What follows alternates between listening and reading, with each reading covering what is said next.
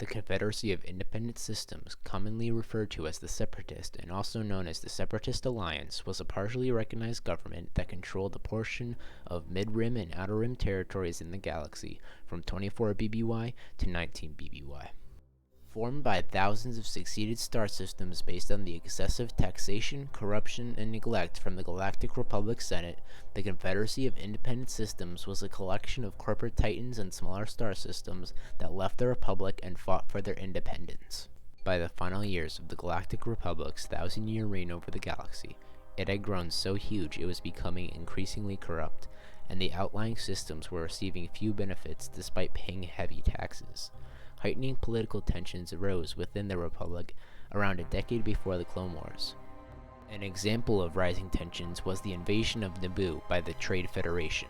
The invasion exposed the inability and unwillingness of the Galactic Senate to resolve the crisis, which only ended after the indigenous Gungan people and the Royal House of Naboo united to forcibly end the occupation of the planet by taking back the Royal Palace after a diversion attack by the Gungans on the Great Plains of Naboo and an air assault on the Trade Federation blockade. This lack of action by the Republic as a result of years of corruption and ineffective governance by the Senate that had become mirrored in the bureaucracy and layers of increasingly complex legal procedures that plagued the Republic. The Commerce Guild and trading corporations had also become disillusioned after laws were passed that would introduce taxes affecting all significant trade routes. The Confederacy was led by fallen Jedi Count Dooku, who served as the Alliance's head of state. In addition, the Separatists were supported by several major corporations, though these corporations denied it to keep their seat in the Republic Senate.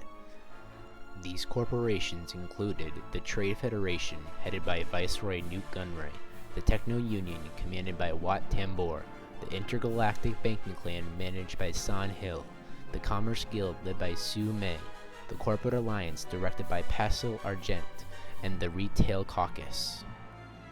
The first declaration of succession can be traced back to Count Dooku's Araxis address when the Count denounced the Galactic Republic as a futile enterprise that was hopelessly burdened by corruption and favoritism towards the core worlds. Following the address, Dooku founded the Confederacy of Independent Systems. The fallen Jedi Master's words of passionate speech would find a receptive audience among young intellectuals in mid and inner rim universities. Both charismatic and exuding confidence, Dooku's message rallied thousands of individuals by recounting decades of experience within the Republic government and publicizing its hypocrisies, corruption, and ineffectiveness. As the crisis intensified, as more systems pledged loyalty to the Dooku separatist government from across the galaxy, it led to uncertainty and fears that the Republic would be split in two. The Galactic Senate of the Republic moved towards the passage of the Military Creation Act, which would establish a centralized armed force to protect the galactic democracy for the first time. Meanwhile, Dooku had promised the Viceroy Nute Gunray that he would assassinate Senator Padme Amidala of Naboo, who was the Queen of Naboo at the time of the Trade Federation's blockade of the planet, if the Viceroy signed Dooku's treaty. Gunray accepted the offer, and Dooku dispatched Jango Fett, a trusted bounty hunter of Dooku, to carry out Senator Padme Amidala's assassination. During the assassination attempts by Jango Fett, a poison dart that he shot was traced by Jedi Knight Obi-Wan Kenobi back to the planet where Jango had donated his genetic code for a clone army. When Kenobi went to the planet, he discovered that the clone army that had Jango Fett as the genetic base was made for the Republic. Upon reporting this to the Jedi Council, a vote was held in the Republic Senate which gave Chancellor Palpatine emergency powers, and he authorized the creation of an army to protect the Republic. Despite the failure of Fett's mission to assassinate the senator, Dooku was able to have the Trade Federation, the Intergalactic Banking Clan, the Techno Union, the Commerce Guild, and the Corporate Alliance to all sign the Treaty on Geonosis, and officially join together as the Separatist Council. Soon after the signing of the treaty, the attempted execution of Obi-Wan Kenobi, who was captured after his investigation of Jango Fett led him to Geonosis, his Padawan Anakin Skywalker, and Senator Padme Amidala, was held. During the attempted execution, a team of 200 Jedi were sent to the arena where the execution was held to rescue the two Jedi and Senator. The Jedi were attacked by thousands of battle droids. The droids corralled most of the Jedi into the center of the arena. With the battle turning against the Jedi, Dooku gave the remaining Jedi Knights a chance to lay down their weapons, a choice which Jedi Master Mace Windu declined. In the next few moments, several LAAT gunships of the new clone army of the Republic arrived over the arena and engaged droid forces on the planet's surface. The arrival of clones sparked a full-scale battle in Geonosis, with both sides taking heavy losses. Eventually, however, the clone army began to gain the upper hand, as Count Dooku tried to flee the battle. He was engaged by Obi-Wan Kenobi and Anakin Skywalker in a lightsaber duel. After the two Jedi were bested, the Jedi Grand Master Yoda engaged Dooku. After realizing that he was outmatched by Yoda, Dooku fled Geonosis and the Separatist leadership retreated. Shortly after, the Confederacy of Independent Systems retreated and vacated its first capital world of Geonosis. The Separatists began to seize control of major hyperspace lanes, separating the Republic from its army. The Clone Wars had begun. The Confederacy of Independent Systems had a single head of state under a written constitution known as the Bylaws of Independent Systems, which vested most power in the Separatist Senate in regards to state matters, with only the head of state being officiator of congressional procedures as the governmental structure during the Clone Wars. The Separatist Parliament, a body of senators oversaw by a chairman called the Separatist Congress Leader, dealt with diplomatic and civilian issues in the Confederacy. It was made up of worlds and systems who joined the Separatist cause, including ones that had once been members of the Republic Senate. The Senate was seated on the Confederate capital planet of Raxus. Many loyalists and senators of the Republic believed that Separatist senators were no more than pawns to Dooku. Furthermore, the senators of the Parliament, as well as the citizens of the Confederacy, were repeatedly shielded from frontline reports of brutal campaigns waged by the Separatist droid army and the various elements of the Separatist hierarchy during the war. The Clone Wars engulfed the galaxy, with the cyborg warlord General Grievous leading droid armies of the Confederacy against Republic worlds. The Republic counterattacked with armies of clone troopers commanded by Jedi, who'd abandoned their traditional role as peacekeepers to lead troops in war.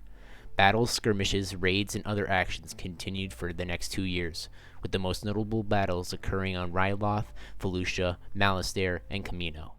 During this time, the Separatists developed numerous superweapons, including more traditional weapons such as the ion cannons of the battleship Maleficence, as well as biological weapons such as a variant of the Blue Shadow virus. Meanwhile, the Republic launched several key offensives, including the Second Battle of Geonosis, which obliterated Geonosis' droid factories, as well as the failed Jedi-led operation to capture Supreme Commander of the droid army, General Grievous, at Saleucami. Over a year into the war, Republic Senator Padme Amidala and Separatist Senator Mina Bonteri collaborated on an initiative to end the fighting. However, their collaboration ended after Dooku and General Grievous bombed the Republic capital on Coruscant. Later, a peace conference on Mandalore also failed to resolve the conflict. The Confederacy relied upon factions such as the Umbrian military and the Zygerian slave empire to strengthen their forces. During the war's third and final year, the Republic drove the Separatists into strongholds within the Outer Rim territories, initiating a campaign termed the Outer Rim Sieges. To reverse the course of the war, General Grievous launched a massive strike on Coruscant through the deep core. Much of the Confederate fleet was lost in the assault, along with the head of state, Count Dooku. Grievous then ordered the fleet to withdraw and became the head of state of the Confederacy of Independent Systems. He fled to Utapau, where he hid and met the Separatist Council. After a brief disagreement with Nute Gunray, he ordered both him and the other leaders to go to the Mustafar system, where they would be safe. During this time, his location was discovered by clone intelligence. This led the Jedi Council to send Jedi Master Obi-Wan Kenobi to investigate. Having arrived in secret, Kenobi confirmed the presence of Grievous and ordered a full-scale assault on the settlement.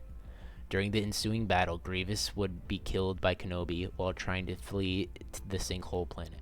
Following this, the Galactic Republic reformed into the Galactic Empire, with Chancellor Palpatine declaring himself Emperor.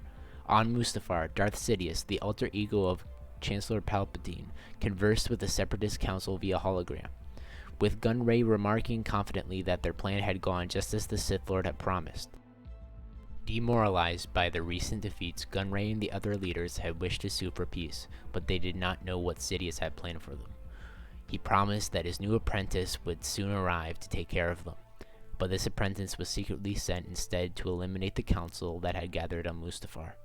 Once Darth Vader landed, he entered the mining facility and slaughtered the Separatists, taking them out one by one with his lightsaber. putting an end to all Separatist leadership. After the slaughter, Vader received the order to end the Confederacy from Palpatine by sending a shutdown signal to all Trade Federation droid control ships that would shut down the battle droids of the Separatist droid army. During the Age of the Empire, the tale of the Clone Wars was frequently used as a warning to the galaxy of what could happen should the Empire fall. Separatist military equipment, including battle droids that survived the war, was used by a number of pirate and resistance organizations. A large amount of heavily modified Separatist equipment was used by the Alliance to restore the Republic. Examples include the IG-227 Hellfire-class droid tank, the Luke Hulk-class battleship, and the armored assault tank. Soon after the Empire's formation, Emperor Palpatine and Darth Vader observed the construction of the Death Star, a super weapon that had begun construction shortly after the Second Battle of Geonosis by the Separatists. With the Separatists defeated and their leaders killed, the Death Star project was taken over by the Galactic Empire, who planned to use it to control the galaxy. Hello there. I would just want to thank you for making it to the end of this video. This is actually the first video on this channel, and it would be greatly appreciated if you could like, comment, share, subscribe this video if you enjoyed it. I plan on making around 3 videos a week, usually 2 on lore, and the third one being on the newest Clone Wars episode or whatever Star Wars show is coming out at the time. And sometimes I might use it to discuss different things within the community. If not, it will be used as an extra lore video for the week, and usually the 2 lore videos will be focused, one on the Clone Wars and the other on the Galactic Civil War. Thank you for staying to the end of this video, and may the Force be with you.